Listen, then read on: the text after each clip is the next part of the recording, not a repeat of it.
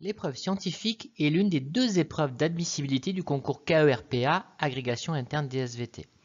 C'est l'une des épreuves redoutées des candidats car elle nécessite des compétences de synthèse, mais aussi des compétences actualisées au niveau BCPST. Comment réussir cette épreuve? Quels sont les écueils à éviter? Comment s'organiser pour la réussir? Nous essaierons d'y répondre dans cette capsule vidéo. Rien de tel de bien connaître l'épreuve pour mieux la réussir. Pour cela, prenez le temps de bien lire le rapport du jury. Cette lecture est indispensable pour bien cerner les attentes. Comment se déroule l'épreuve?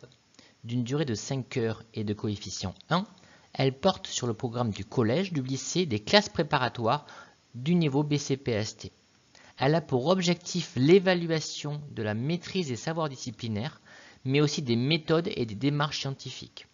Le candidat doit donc être capable de faire une synthèse de ses connaissances, abondée de méthodes et de démarches scientifiques. Comment sont formulés les sujets? L'épreuve peut se présenter avec ou sans document. L'intitulé se limite souvent à quelques phrases précisant le sujet et parfois les limites. Dans cette capsule vidéo, je vous propose de travailler sur le sujet « Les ophiolites, témoins d'une histoire océanique ». Les documents fournis permettent d'une part de mieux cerner le sujet, mais aussi d'en approfondir certains aspects. Les documents sont conçus comme des aides à la rédaction. Il ne s'agit pas de les exploiter de manière exhaustive, mais bien de les utiliser pour argumenter certains points de la synthèse. Que faut-il pour réussir? Tout d'abord, prenez le temps de bien cerner le sujet. Définissez les termes scientifiques, identifiez les limites, cherchez dans vos connaissances tous les savoirs en lien direct ou indirect avec le sujet. Ensuite, vous devez développer des connaissances précises et ne pas hésiter à citer des valeurs dans votre exposé. Par exemple, si le sujet s'y prête, vous pouvez produire un graphique avec des valeurs précises, donner l'épaisseur d'un sol ou même une idée d'échelle de taille d'un grain de sable. Ensuite, vous devez avoir une démarche scientifique pour montrer votre recul par rapport à la construction des connaissances scientifiques et votre capacité d'argumentation. Ayez une vision large du sujet. Traitez le sujet à différentes échelles de temps, d'espace. Montrez que vous avez bien identifié tous les aspects du sujet. Enfin, votre communication doit être claire et précise.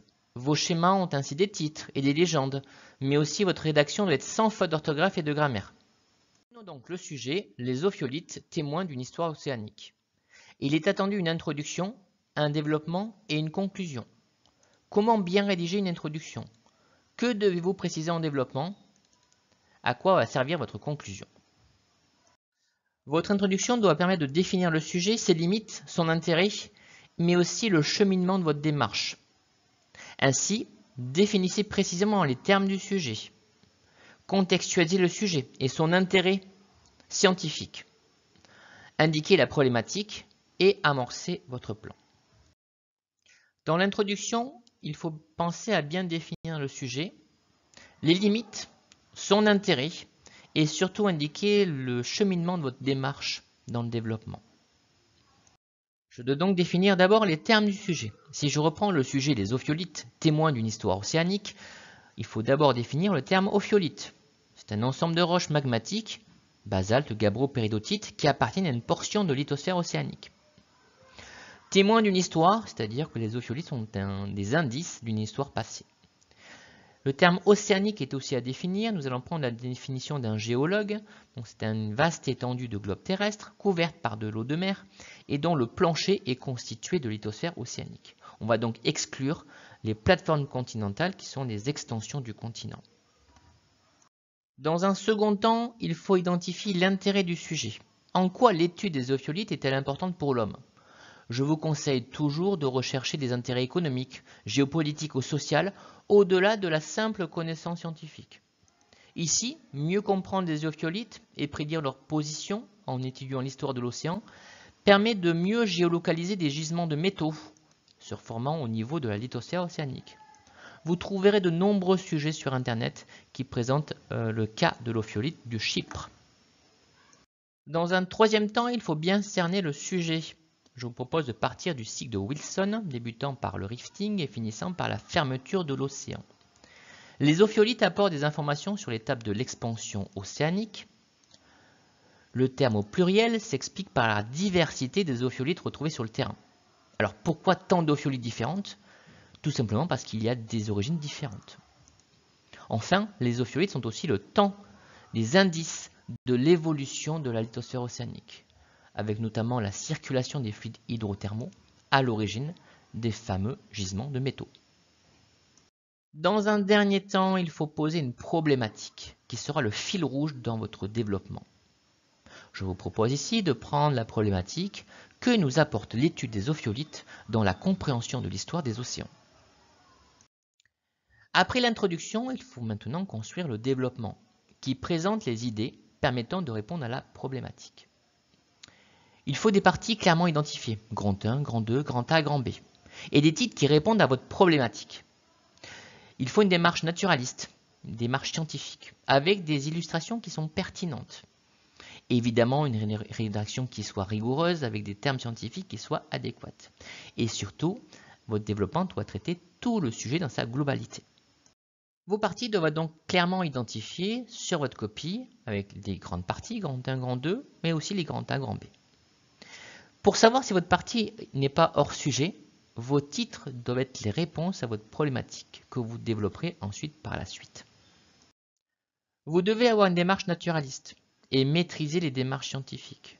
On ne vous demande pas uniquement d'exposer votre savoir, mais aussi d'expliquer comment ce savoir se construit. Les illustrations dans votre développement doivent être rigoureuses et surtout pertinentes. Y a-t-il une plus-value à mettre votre illustration dans votre copie? Si oui, elle est pertinente, sinon, abstenez-vous. En reprenant l'exemple du sujet sur les ophiolites et la méthode que nous venons de voir, ici je vous propose des titres qui permettent de répondre à la problématique et qui soient clairement indiqués dans votre copie. Ainsi, on peut prévoir deux parties. Une partie qui permet de montrer que les ophiolites sont des témoins des caractéristiques de la lithosphère océanique et une autre partie qui montre que les ophiolites sont témoins de l'évolution de la lithosphère océanique. La démarche utilisée doit être basée sur la démarche scientifique. Ayez cette fibre naturaliste. Partez d'abord des faits pour aller vers la théorie et non l'inverse. Ce sujet est l'occasion par exemple de présenter les méthodes d'observation de la lithosphère océanique qui ont conduit à la construction du modèle de la lithosphère océanique. L'histoire des sciences n'est pas non plus à oublier. Vous pouvez ici par exemple traiter de l'histoire de la découverte des ophiolites dans ce sujet. Enfin, n'hésitez pas à partir d'exemples précis, locaux, en les citant directement dans votre copie. Vous devez ensuite avoir des illustrations qui soient pertinentes. Pertinentes, ça veut dire qu'elles soient déjà techniquement correctes, soignées, lisibles, suffisamment grandes et bien agencées. Mais aussi bien renseignées avec toutes les informations nécessaires, un titre, des légendes qui permettent de bien comprendre la lecture. Et surtout bien organisées qui met en évidence les informations importantes et essentielles. Rappelez-vous qu'une illustration doit apporter un plus à votre copie. Si c'est juste une redite de ce qui a été déjà indiqué dans votre copie au précédent, oubliez cette illustration.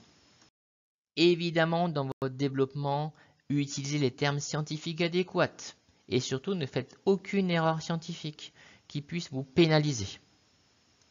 La conclusion doit vous permettre d'une part de faire une synthèse des informations du développement pour répondre à la problématique, mais elle doit aussi permettre d'ouvrir votre sujet et de montrer en quoi cela peut conduire à d'autres problématiques. Ici, par exemple, notre problématique était le traitement des gisements de métaux qui étaient liés aux ophiolites. On peut en effet ouvrir maintenant le sujet sur l'exploitation directe in situ des gisements directement dans les océans.